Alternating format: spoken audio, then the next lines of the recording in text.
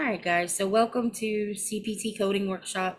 As y'all know, this is a really informal meeting just for us to practice our CPT coding. We're going to do ICD-10 coding. I might skip a week or two between just to let things calm down a little bit. But on the upside, we are almost done with coding. We start module 155 next week. It's 20 days long. 20 days long. It's going to take us from like chapter 24 to like 27 or 28 maybe, and then we're done with coding. We switch books and we start talking about front office stuff, scheduling appointments, files, paperwork, things like that, things that are a little bit easier to wrap your head around for sure. But we will be getting into that soon. So but for tonight, we're in our third CPT coding workshop, so we're going to do some practical practice. Y'all forgive me, I've got a runny nose. I am freezing cold, and I hate being cold. Really hate being cold.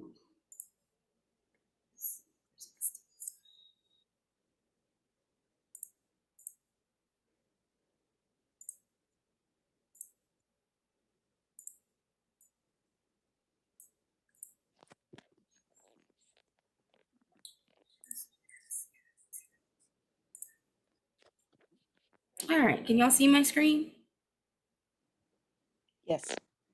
All right, very good. Okay, so I kept them really simple tonight. They're real pretty cut and dry.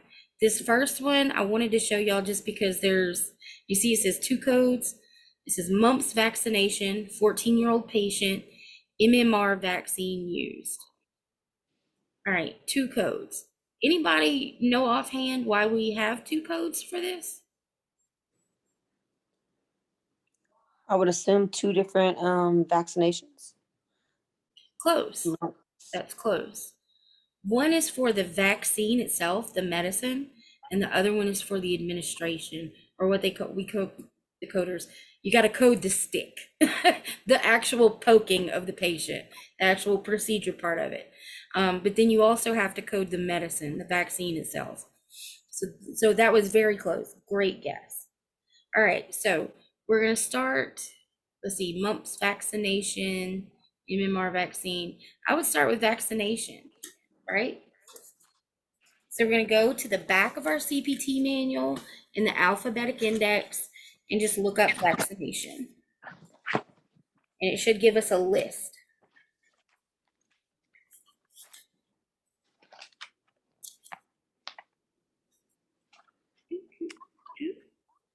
All right, so page 1254 in your alphabetic index, almost to the very back of the book.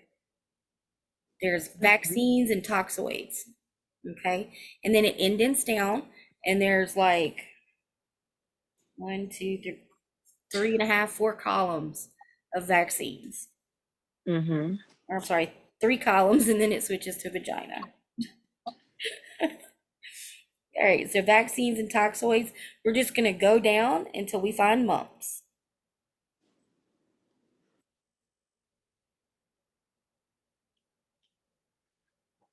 All right, so I'm seeing in that second column, measles, mumps, and rubella, MMR.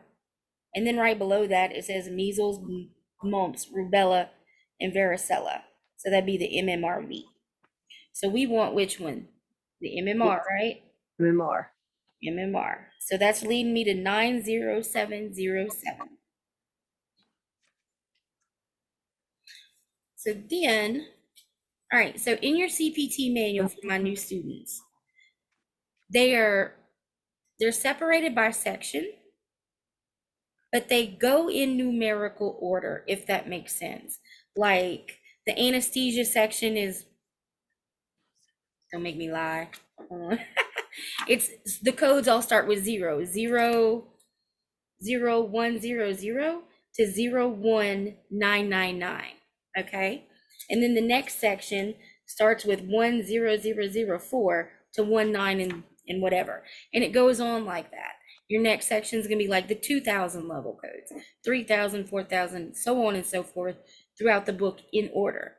So we know if we're looking for a 90707, that's going to be pretty well into the book, right?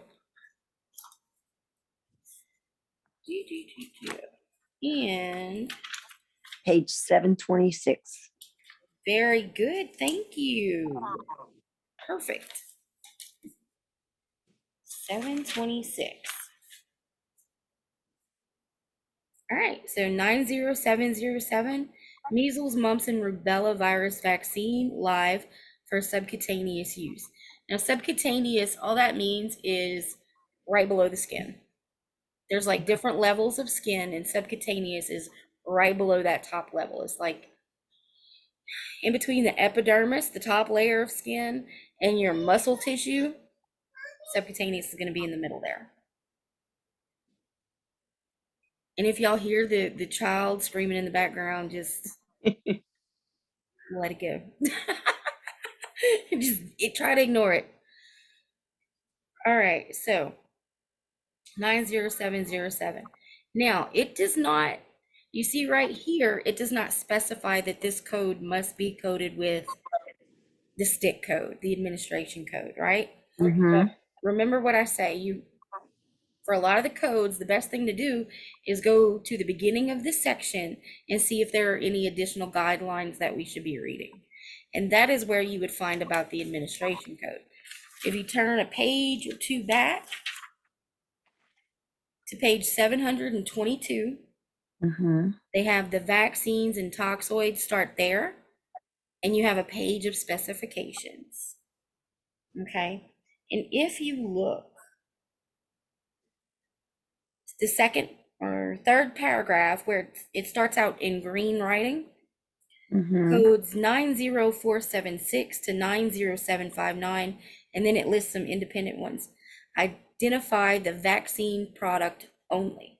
To report the administration of the vaccine or poke, other than COVID, other than coronavirus, the vaccine, the vaccine product codes must be used in addition to an immunization administration code.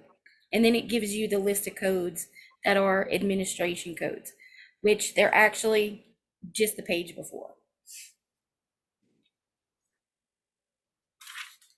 Yeah, page 720. They're on like the page before. Okay, and from there, you would just look at those administration codes and see which one fit our scenario.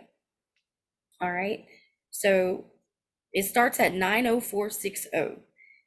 Immunization administration through 18 years of age via any route of administration, with counseling by physician or other qualified healthcare professional, first or only component of each vaccine or toxoid administered. Okay, so basically what that is that is the administration of a vaccine to a person who is no more than 18 years old.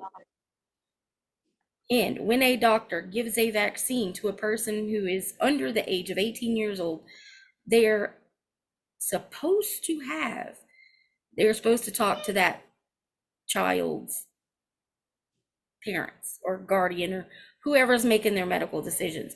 They're supposed to counsel with that person before giving a vaccine. Okay, so that's why the under 18 years old has its own code. That's why they specify on this administration how old the person is.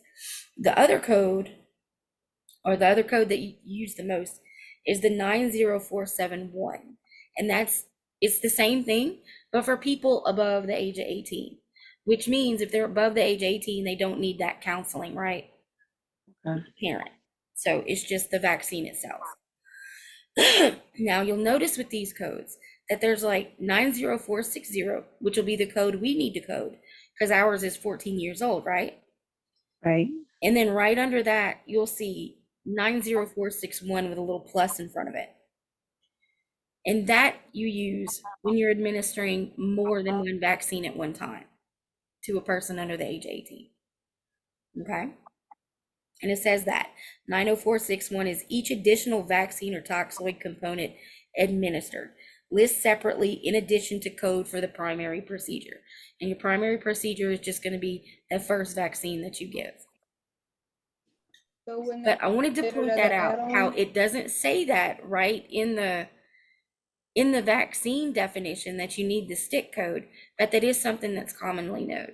When you do a shot, a vaccine or something like that, you have to do the administration of it also, not just Oh, the, I'm sorry.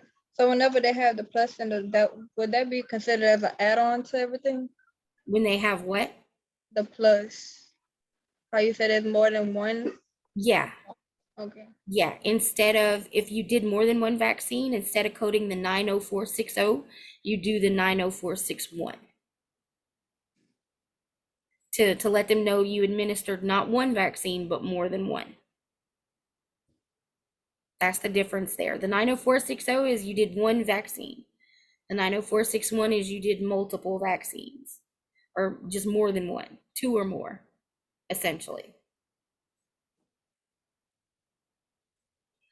How? That hurt. But just something to pay attention to. And, I wanted to point out that those directions were not there right by the code. Sometimes you have to go to those guidelines and check those guidelines to make sure of that. Now, this is something that I knew already, knew to show to y'all because I've seen it in the workplace. The urgent care that I did contract work for last year was highly involved in the monkeypox stuff. They would treat and test and vaccinate for monkeypox. So here's something funny. If y'all look in your CPT manuals, you will not see monkeypox in there. There wasn't a code for it till July of last year. When I was coding for it, I was having to wait for press releases to get the codes that I needed, scour the internet and the AMA's website to get the codes that I needed so I could build this stuff. Because it was emerging right then and there, It was the same thing with COVID. All the COVID stuff that's in our CPT manuals was added 3 years ago. It wasn't there before that. It's all new additions. So as things pop up, our CPT manuals change to follow that, And that's why I tell y'all, don't freak out about not being able to memorize codes.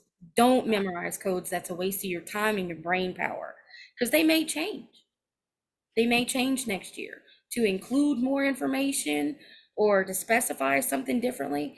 These codes could change at any time. So do not memorize them or stress yourself out about memorizing them. All right, so that was excellent work on the first one, guys. So yeah, our code for the vaccine would have been 90707, and the code for the stick or the administration would have been 90460. Excellent. All right, so let's look at number 2. Insertion of a pacemaker pulse generator only. Dual leads. This means that 2 leads. All right, so what keywords, where do you guys think we're going to start in our alphabetic index on this one? Pacemaker. That would be probably a good place to start. That'd probably be a great place to start. Let's see what it says.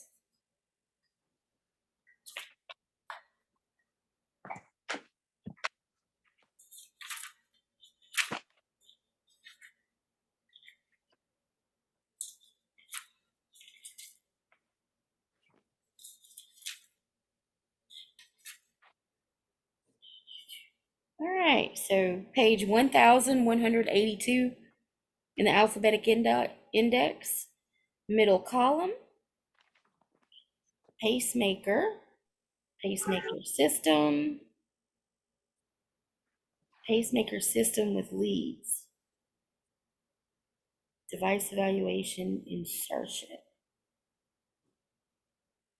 Okay, all right, so a little bit under pacemaker, it shows like pacemaker systems, pacemaker system with leads. And then under that, it indents down to device evaluation, insertion, and then like relocation. So I'm thinking, and I'm also noticing that under insertion, it's indented down a little bit more. And it says electrode, lead, pulse generator, which is what we're looking for, or system. So insertion, pulse generator. I would probably go with that. I'd start there. they give us 3 codes, starting with 33212. So that's where I would start. 33212. All right, so that's 3,000 codes are going to be kind of close to the front, but also, pacemaker is dealing with the heart. So if you've got your stuff labeled by sections, you can go straight to the cardio section and start looking there. Let's see, 3321212. And guys, you'll notice that sometimes it'll lead you to one specific code, and sometimes it'll lead you to a range of codes. But Page regardless, what you got? Which page? 251. 251. Very good. Regardless of how many codes it gives you there, where it gives you 1 or it gives you 10, you have to go into the tabular and read up that code and make sure that that's the right one. Even when it only gives you 1, you still have to verify in the tabular and make sure that there's no guidelines or extra instructions that go along with that code, okay? Don't ever stop at the alphabetic index. Ever. That's like one of the golden rules of coding. You don't ever stop at the alphabetic index. All right, so 251. I'll get there eventually. All right, so page 251, 33212 is all the way on that right side. Insertion of a pacemaker pulse generator only, so that fits, with existing single lead. That doesn't really fit. Nope. That's a single lead. We need one with dual leads, right? Yes. All right, so let's look on the next page, because they did give us a range. Yes. Just started at 33212. Ah, look at that, 33213 with existing dual leads. So there we go. 33213. All right, and I see under it, just so y'all, just to notice different things. If you look at 33221, it says with existing multiple leads. Okay, Mhm. so apparently you can have even more leads than 2 on a pacemaker. Not something I knew. I've never worked that deep into cardiology. I've built it, but not coded it. But it also has a hashtag in front of that. And there are also a lot of separate instructions under that one code. So just notice when your codes have all those instructions. See, like this one, do not report this code in conjunction with these other codes. All right.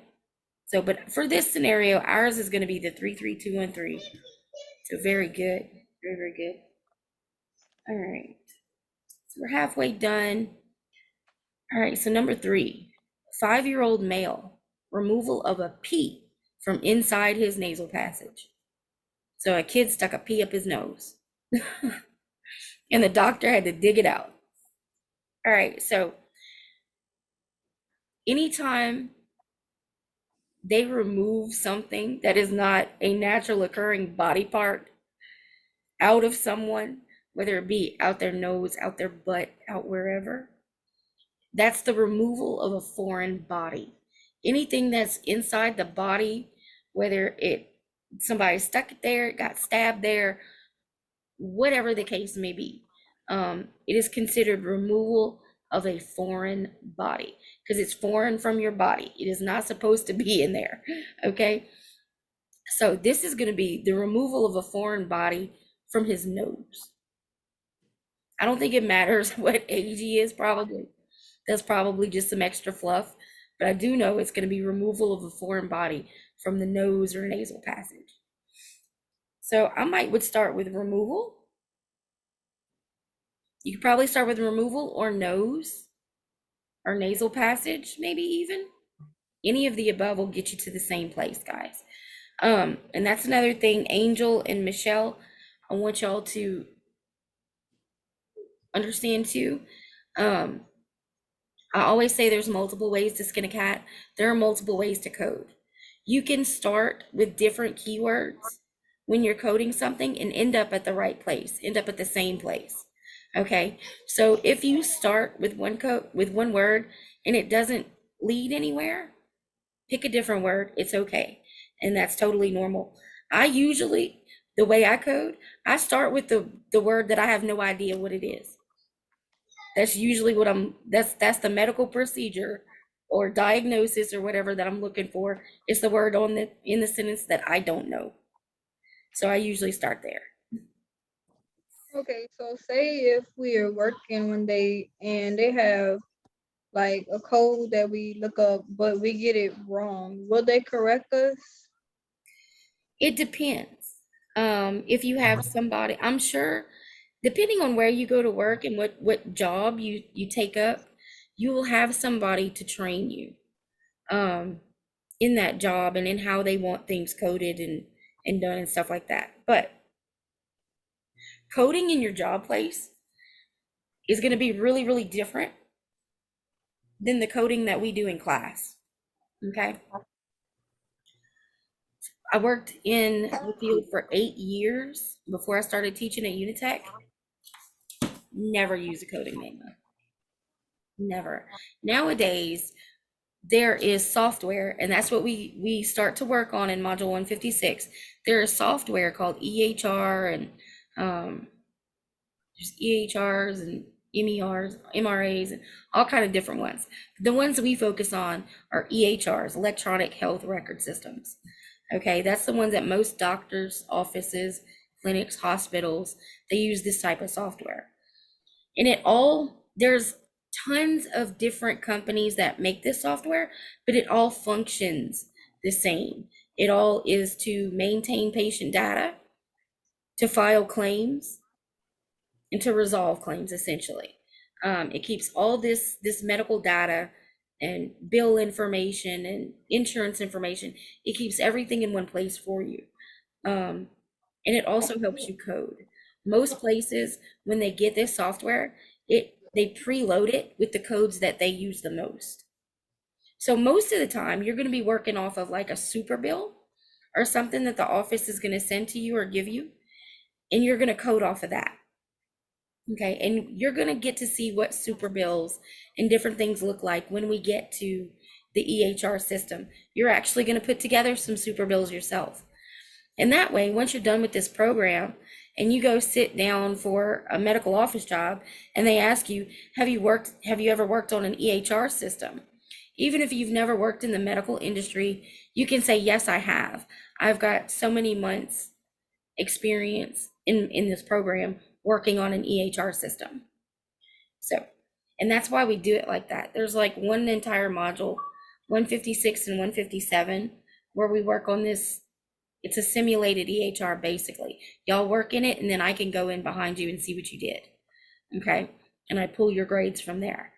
But it's really, really important that y'all learn that software and how that software functions so that when you go into the job, you will be prepared. It may look a little different because like I said, there's a lot of different companies that make the software, but it all functions a lot the same, a whole lot.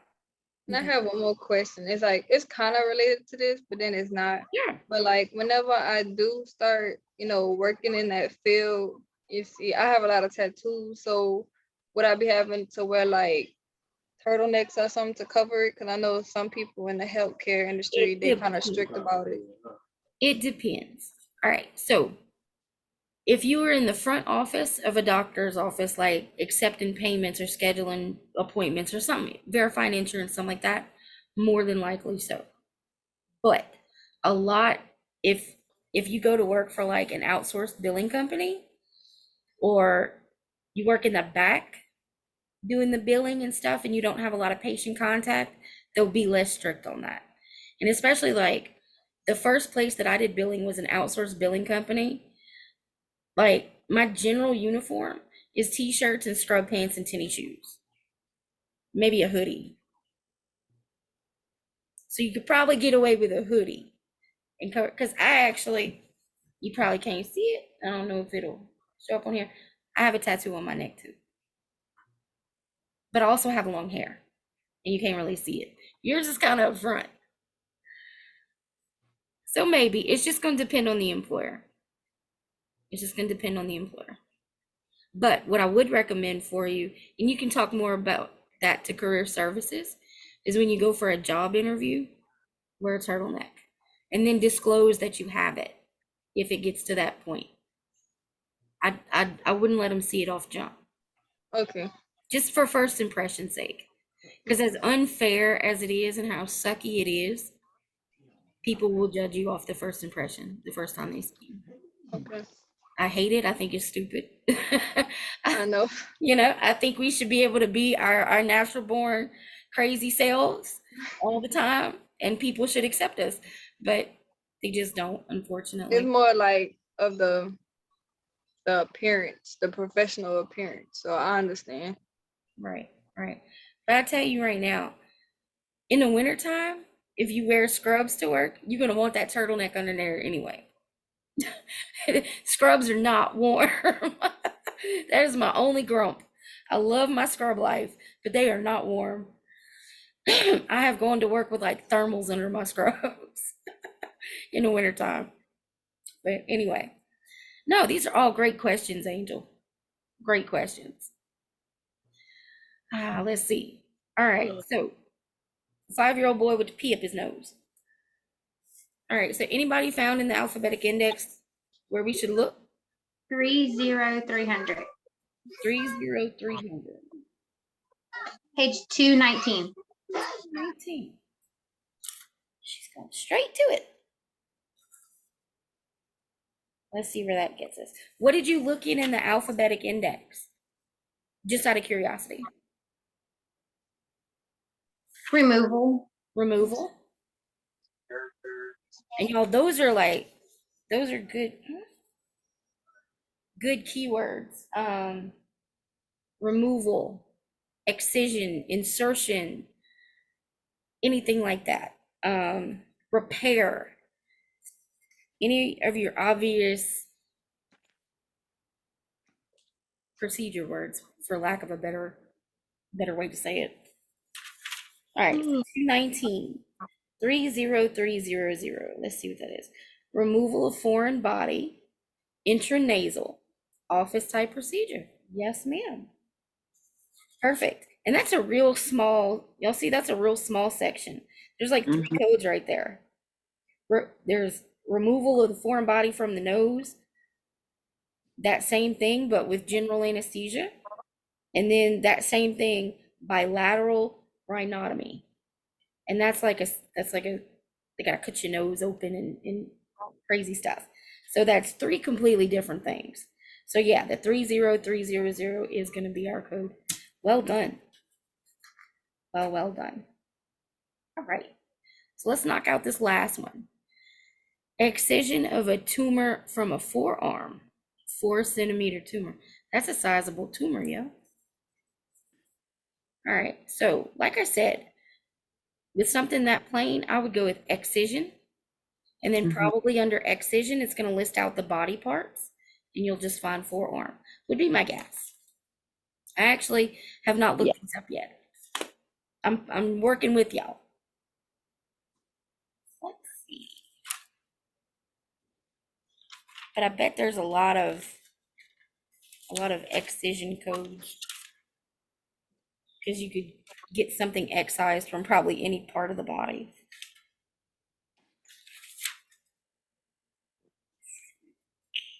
Excision. And yeah, there's like pages and pages and pages.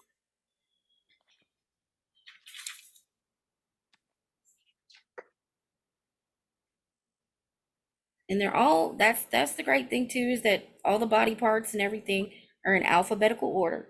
So we can just scroll on through. Fallopian tube, fascia, femur, finger, forearm. There we go. Forearm tumor. And it gives us a code range starting with 25071. And I found that on page 1099 for those of y'all that are following. Page 179. 179. Thank you, ma'am.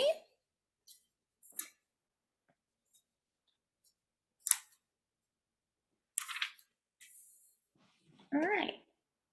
So we got the forearm and wrist section, and then we got a section for excision.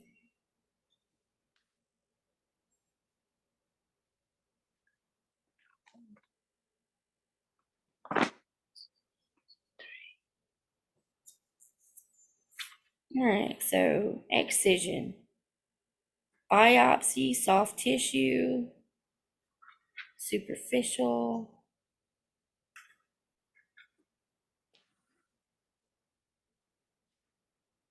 Excision, tumor, soft tissue, forearm, less than 3 centimeters.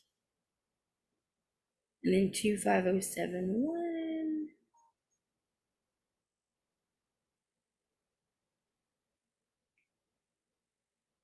Excision, tumor. Okay. So this one's a little tricky. This one's a little bit tricky. Who can tell me why? All right, so let me tell you. All right, so if you start going through these codes, you look at, you've got 25075. It's excision, tumor, soft tissue of the forearm or the wrist area, subcutaneous, less than 3 centimeters. All right. The code right under it is the exact same thing, except the tumor is 3 centimeters or greater. Okay, so it's just a size difference. That's going to be the difference in those codes. But it says subcutaneous. So that our thing does not say subcutaneous. So that makes me want to look at some other codes. So I'm keeping on going down. 25076, excision, tumor, soft tissue of forearm or wrist area, subfacial or intramuscular, less than 3 centimeters. And then the one under it is 3 centimeters or greater. So again, the only difference in those is the size. But the difference between 25075 and 25076 is how deep down that tumor was into the skin. Whether it was subcutaneous, which is like we talked about, that middle layer, or subfacial or intramuscular, which means it was deep down into the muscle tissue. But our little scenario right here does not tell us which one it was.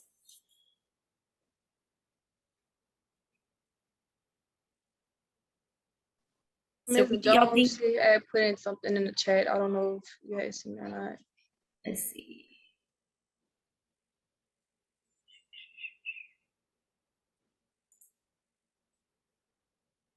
See, I don't know if I can bring up the chat. Hold on.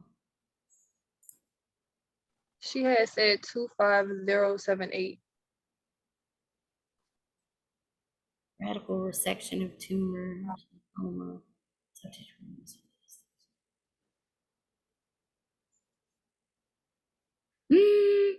maybe, but here's the thing.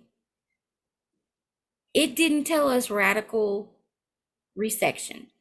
The code that she's suggesting, she said, yes, it makes a huge difference. And she's saying code 25078.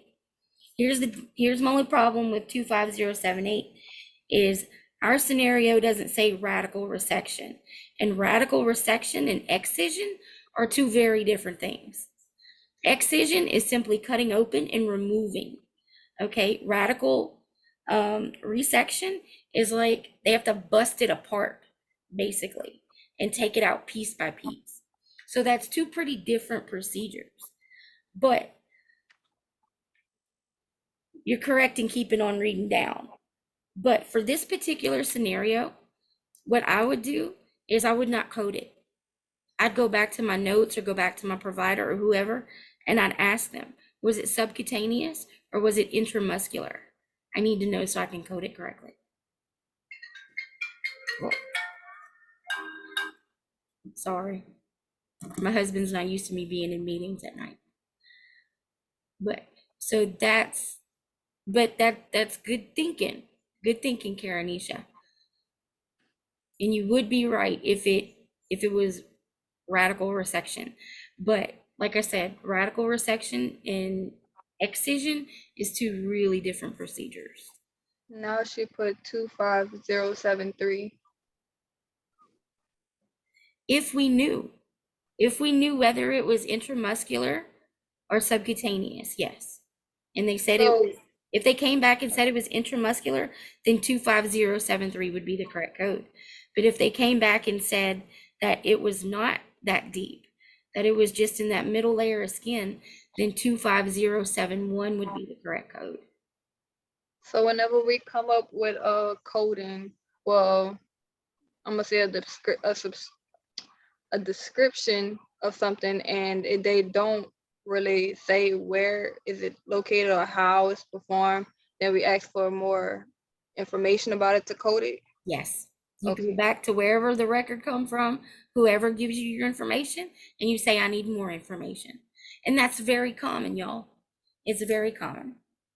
I used to do some billing work for a trauma surgeon, and his office was really, really bad about leaving out whether they worked on the left arm or the right arm or the left leg or the right leg or both legs, or any descriptors to let us know which dang limb they were working off of. So we would contact their office daily and say, I need you to look back through the surgery and tell me which limb this was. Because if you send it to the insurance company, if you send the claim in without specifying right or left or bilateral or whatever you need to specify, they're going to send it right back to you. It's going to get denied. You got to be able to specify what parts of the body they worked on. So going back and asking for more information is very common. It's not anything you need to be scared to do or intimidated by. And if anybody ever catches you in attitude, you simply ask them, do you want it coded correctly and the claim paid? Yeah, you do? Then let me do my job. Give me my information.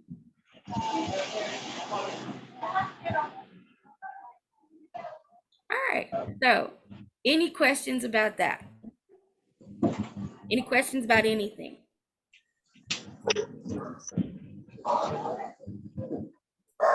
Tired.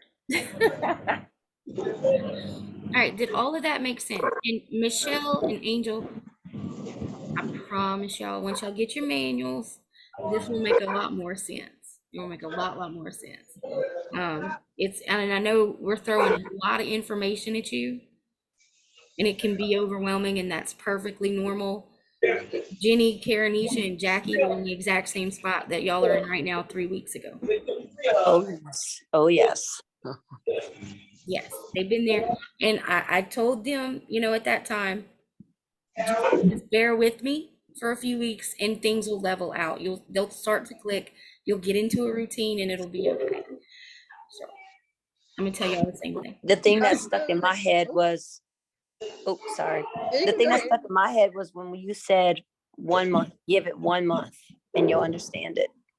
Yeah, give it 1 So month. that's my advice to the new ones. Give it, we're on week 3 and I'm slowly understanding it. Sure, by week 4, I'll have it even more. But yes, that was the best thing. Give it a month. You'll get it in a month. That's it.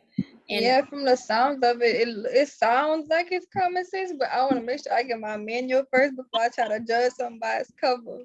yeah, and you'll do fine, Angel. You'll do fine. I can see it already. You're a bright girl. You'll catch Yeah. on in no time. And you seem pretty determined. I am. You seem pretty dang determined that you're gonna get this, and it's gonna be all she wrote. So I have no doubt that you're gonna take it and run, girl. No doubt. But yeah, like she said, give it a few weeks for you to get in the routine and get those manuals in and things to start really clicking. And they will.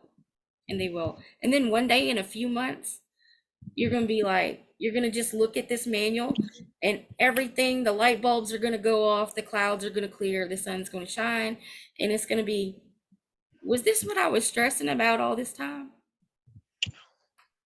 It's just gonna click, promise. But it's just coding, unfortunately, is one of those things. It just takes repetition and practice. And that's what the program, the chapter exercises and the review exercises and all that, that's why there's so much of it, y'all, because the more you repeat, the more it's going to stick. So basically, we're just coming up with like the best scenario that matches the description of. Essentially, yeah. You're picking the code that matches your scenario the best and getting as specific as you can. Now, when it comes to where it gets really, for me, is the diagnosis codes, the ICD-10 coding. Because you start out with a 5-digit number, but by the time you've got it completely coded, you may have a 7-digit number with some X's and Roman numerals and all kind of crazy crap mixed in. So the ICD-10 is intimidating. It really is. But I actually like it better than the CPT coding. And I don't, to be honest with you, I don't like coding at all. It's not my jam. But I do it, and it's a good money maker. It's a good way to support your family, and I've been there too, y'all. There was, right after my daughter was born, there was this period of time where I had to leave my husband and take my daughter, and it was just me and her, and I had to support the house by myself on my medical billing and coding pay, my first medical billing and coding job. So I wasn't making that dang much, not near what I do now, but I did it. I was able to support. Now, I took advantage of every government program I could at the time, child care assistance and, WIC and all that, do what you got to do to make it through. But I was able to put a roof over her head, keep her in daycare and work, take care of my vehicle, all the things I needed to do on the pay I made off of that job, and I would not have been able to do that, support us the way I did if I was working a different job, if I was still at one of my crap jobs that I used to have years ago. So this has some serious potential to improve your situation. You just got to want it. You got to be willing to work a little bit. 8 months, y'all, it's going to fly by. It's going to fly by. But if y'all can stick it out for 8 months, it's going to open doors for you that you wouldn't believe. And it's done that for me, my friend, so many people I've worked with. I could tell you how this job has changed their situation, and not just because it's that good Monday through Friday schedule and paid holidays and benefits and all that stuff. Think about this too. If you or your family member gets sick, how awesome would it be to be in good with some doctors? True. Very true. Then it's like what's going on already, so you can pinpoint what kind of medication and care that your son or daughter or anyone else needs. I'll give you a prime example of this. At my first I was at that first job for a while. I stayed there for a good time. I was like 4 years. I was at that job. But while I was there, my gallbladder started going out on me. And this was at the time when I had left my husband. I was on Medicaid. And not all doctors take Medicaid, especially not surgeons or good general surgeons, But we did billing for one of the best general surgeons in the state. And because I worked for the company that handled his billing, he was more than happy to take me as a patient and accept my Medicaid. And he took out my gallbladder, and it was phenomenal. It was great. But if I hadn't had that connection, because that's what I came into the office and I was like, I gotta have my gallbladder removed. And the coder for his office was like, I got you. Let me make a call. And she did. She called Dr. Bordelon. We got a girl over here needs a gallbladder taken out. And he's like, send me your file. I got her. Dang. So it's not just the job itself and the obvious benefits of it, y'all. It's the medical industry and all the benefits that come with the connections you can make too. And also being on the front lines of what's going on in the world. Being the first people to know, because when stuff like COVID and monkeypox and crap like that when you have outbreaks and stuff is going on, the doctor's offices are the first ones notified. The hospitals are the first ones notified. And you will you will be privy to that information. Nobody expected the world to shut down the way it did when coronavirus hit. Our generation's never seen anything like that, right? That was insane. But it happened and we lived through it. Now, I don't know a lot about the coronavirus coding because I was working for a neuropsychologist at the time, and our office completely shut down. One day we were open and the next day we were closed. But also her husband was in the military and we had inside information from him about stuff that was going on. So we shut down pretty early, and she started seeing patients over the internet, and the patients that she had to counsel. And I did the billing from home for 6 months, until we were able to go back to the office. The job ain't going nowhere, y'all. The job is not going nowhere. There are opportunities out there, and they're just gonna grow. They're just gonna grow. All right, well, if y'all don't have nothing else for me, I'm very surprised that my child has not bust up in here yet and being like, what the crap? So if y'all don't have nothing else for me, I'll let y'all go for tonight. We good? Did that halfway make sense to my new ones?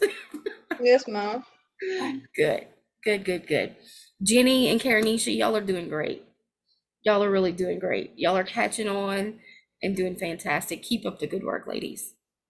Thank you. Keep up the good work. All right, y'all. Well, I'm gonna say goodnight. Our next meeting is not till Thursday at 3:30 for our weekly, and I will see y'all then. And if y'all need me in the meantime, of course, y'all know I'm just a text away. All right, guys. Have a good night.